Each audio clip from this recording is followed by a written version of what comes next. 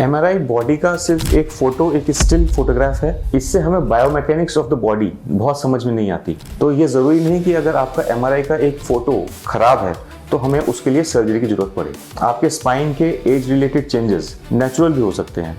40 साल के बाद 70 to 80% लोगों में डिस्क बल्ज डिहाइड्रेशन की वजह से या डिजेनरेशन की वजह से होना इट्स क्वाइट नॉर्मल। बट इसका मतलब कि स्पाइन का डिस्क बल्ज आपके पेन का रीजन है? नहीं, जरूरी नहीं है। हो सकता है सराउंडिंग लिगामेंट, सराउंडिंग मसल्स के अंदर वीकनेस हो या फिर उसमें स्पाज्म हो, उसकी वजह से भी पेन डेवलप हो सकता है। 50% लोग जिनके एमआरआई में बहुत बड़ा डिस्क बल्ज होता है उन्हें बिल्कुल पेन नहीं होता।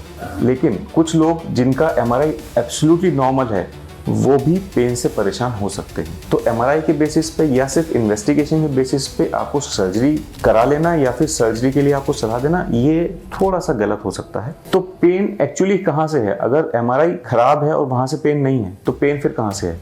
पेन हो सकता है आपका फैसेट जॉइंट से आ रहा हो सकता है आपका सराउंडिंग इन्फ्लेमेशन से आ रहा हो, या फिर हो सकता है आपके लिगामेंट्स के अंदर प्रॉब्लम है उसकी वजह से आ सकता है। तो एक लाइफस्टाइल कॉम्बिनेशन के चेंजेस की वजह से भी आपका पेन अराइज हो सकता है। सर्जरी कराने की कंडीशंस बहुत स्पेसिफिक हैं, जैसे पैर में वीकनेस है, हाथों में वीकनेस है उसकी वजह से, या फिर ब्लैडर वॉवल के प्रॉब्लम हो गई है, सर्जरी एब्सोल्युटली नेसेसरी बन जाती है।